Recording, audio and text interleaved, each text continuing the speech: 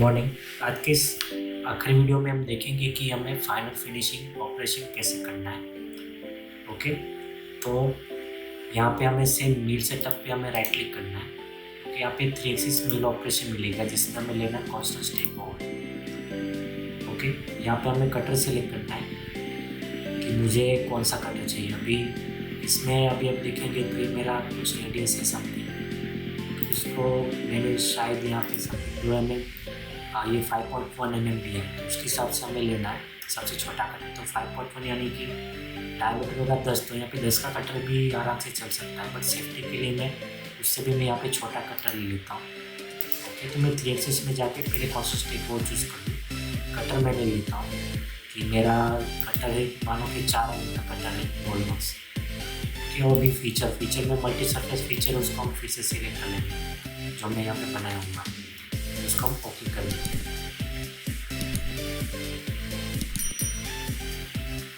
बराबर, तो ओके करने के बाद हमें डायलॉग बॉक्स आएगा।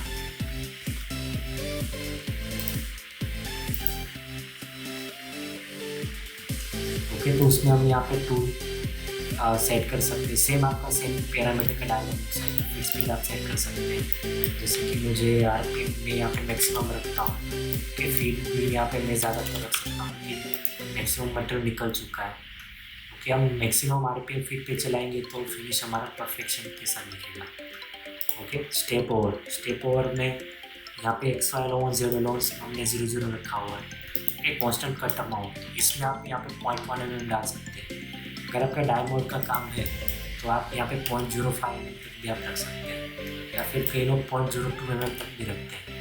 और जितना फिनिशिंग ज़्यादा रखेंगे तो उसका साइकिल टाइम उतना ज़्यादा आएगा। फिर बाय डिफॉल्ट में 0.1 में देता हूँ। ओके, देन यहाँ पे लिंक्स में भी रैंप रखा हुआ है, तो रैंपिंग में वो जाएगा। ओके, इसको मैं यहाँ पे स्ट्रेट लाइन रख के मतलब प्रीव्यू करके देखते हैं कि कैसा बनेगा।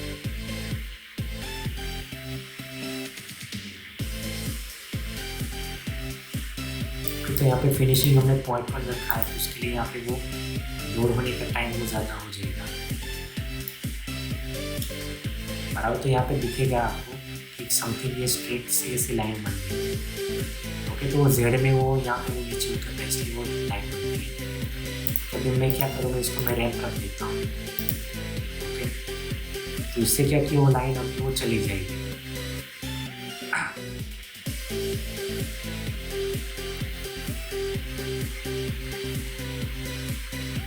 बराबर, तो ये देखिए आप अभी क्या कि स्ट्रेट नहीं है, ये समथिंग अभी डैम्पिंग में वो डाउन होती जा रही है।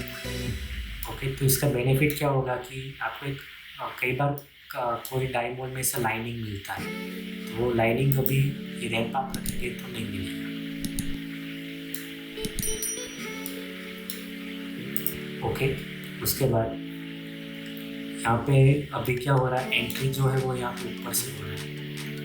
बराबर, इसका हम सिमुलेशन में यहाँ पे स्टेप थ्रू में चेक करेंगे। बराबर, इसका पोजीशन को हम आगे बढ़ेंगे, इसका स्पीड कम करके भी चेक कर सकते हैं। बराबर, तो अभी पूरा कटर जो है ऊपर से वो नीचे तक उतर रहा है। बराबर, इसमें भी दूसरे वेरियस ऑप्शन मिलते हैं, जैसे कि यहाँ पे मैं डाल देता हूँ कि रिवर्स प्रायोरिटी। ओके, तो उससे क्या होगा, उसकी जो डायरेक्शन की प्रायोरिटी है अभी वो रिवर्स हो जाएगी।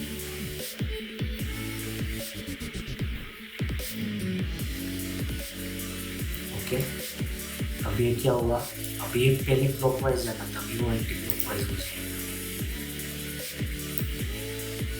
बराबर, इसको हम थोड़ा स्पीड कम करके चेक कर सकते हैं। ये देखिए पूरा अभी उसका जो मोशन है वो यहाँ पे चेंज हो गया। अभी पूरा आपका रिवर्स यानी कि ये क्लॉकवाइज हो जा रहा है। सेम यहाँ पे अगर मैं डाल देता हूँ कि रिवर्स ऑर्डर, उससे क्या होगा, अभी ऊपर से एंट्री कर रहा है, अभी क्या करेगा वो पूरा वो नीचे से एंट्री करेगा और ऊपर तक मशीनिंग करेगा। ओके, तो अभी कई पार्ट में क्या होता है कि नीचे का पोर्शन इम्पोर्टेंट होता है, तो वैसे हम उसको नीचे से भी स्टार्ट कर सकते हैं। ये देखिए अभी वो पूरा वो नीचे से चालू कर रही है, जो रेक्टेंगल है उसका स्टार्ट हो रहा है, वो भी सिमुलेशन में चेक करेंगे स्टेप थ्रू 2 पार्ट। ये देखिए पूरा भी वो नीचे से जा रहा है, इसका पोजीशन में आगे बढ़ते जाएंगे तो अभी ये नीचे से ऊपर बनता जा रहा है। ओके, तो इस टाइप का भी हम यहाँ पे मशीनिंग कर पाएंगे फिनिशिंग। तो फिनिशिंग में आपको मेन ध्यान रखना है कि आपका डेप्थ कितना ले रहे हैं, फीट्स भी कितना ले रहे हैं, उसके हिसाब से आपका फिनिशिंग रहे। उसके अलावा भी कुछ पैरामीटर्स होते हैं, तो वो जो भी टाइम मोल्ड में काम करते हैं उसको ज़्यादा पता होता है, और हमें भी कुछ पैरामीटर्स पता है, बट वो आपको हम डिटेल में आगे बताएंगे। ओके, सो इसका भी हम यहाँ पे एक बार सिमुलेशन चेक करेंगे, स्टॉक सिमुलेशन। ओके, यहाँ पे हम उसको बोलेंगे अप टू करंट और प्ले, उसके आगे वाले जो भी ऑपरेशन है वो यहाँ पे हो जाएंगे। अभी इसमें थोड़ा आपको टाइम लग सकता है अगर आपका पार्ट बना हो।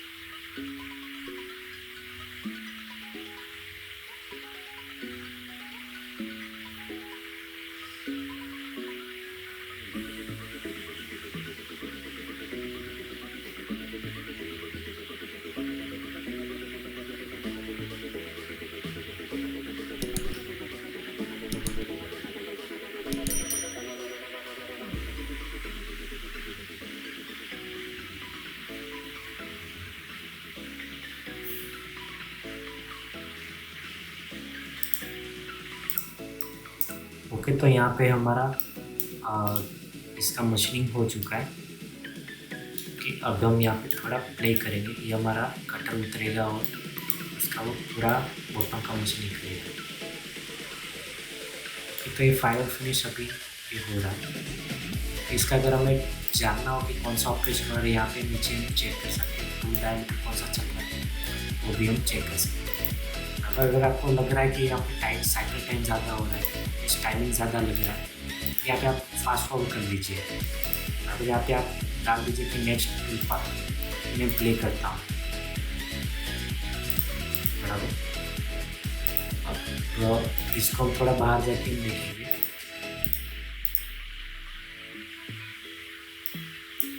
जैसे कि मिल सेटअप पे यहाँ पे मैं सिमुलेशन किया, यहाँ पे ऑप्शन मिलेगा नेक्स्ट ऑपरेशन, यहाँ पे मैं टूल मोड टर्बो मोड डाल दिया और मैं प्ले करता हूँ, ये मेरा पहला ऑपरेशन यहाँ पे शो होगा। ओके, अभी मैं प्ले किया, ये मेरे दूसरे कटर और जो भी ऑपरेशन है वो भी उसके हिसाब से दिखेगा, मेरा इतना मीटर कट रहा है। अभी हम फिर से प्ले करेंगे, ये मेरा Z लेवल कटा मोल्ड में। ओके, तो जो भी आगे के वीडियोस हमने बनाए उसके हिसाब से मशीनिंग हो रहा है। अभी ये हमारा वो पैटर्न प्रोजेक्ट हो रहा है। ओके, हम फिर से प्ले करेंगे, तो मेरा अपना जो है फाइनल फिनिश जो हमने बनाया वो यहाँ पे हो रहा है। तो जो भी फिनिश हमने रखा होगा उसके हिसाब से फाइनल कटर हमारा चल रहा है।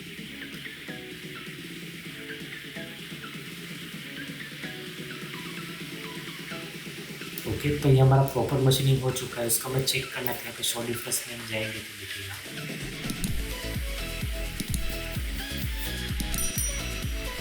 ओके, तो यहाँ पे हम देख पाएंगे ये भी पूरा प्रॉपर्ली यहाँ पे मशीनिंग हो चुका है। तो यहाँ पे हमें देखने को भी मिलेगा कि हमारा मटेरियल कितना बचा है। अगर हमारा मटेरियल प्लस है तो हमारा वो ब्लू में शो होता है, अगर माइनस है तो रेड में शो होता है। तो परफेक्ट मशीनिंग हो गया तो 0 में यानी कि परफेक्शन यहाँ पे शो होता है। अगर कुछ वेरिएशन है प्लस माइनस है तो उसके हिसाब से हमें कलर यहाँ से हिसाब से आइडेंटिफाई कर सकते हैं। सो यहाँ पे हमारा इसका मशीनिंग कंप्लीट हो गया। अब इसके नेक्स्ट वीडियो में हम देखेंगे इसका पैटर्न मशीनिंग या फिर मिरर मशीनिंग कैसे करना है। ओके, सो आई होप कि आपको वीडियो अच्छा लगा हो, आप शेयर करें, सब्सक्राइब करिए। कुछ क्वेश्चन हो तो आप मुझे पूछ सकते हैं, कमेंट में डाल सकते हैं, या फिर मुझे पर्सनल मेल में भी आप पूछ सकते हैं। कुछ ट्रेनिंग चाहिए तो उसकी भी हम हेल्प कर सकते हैं।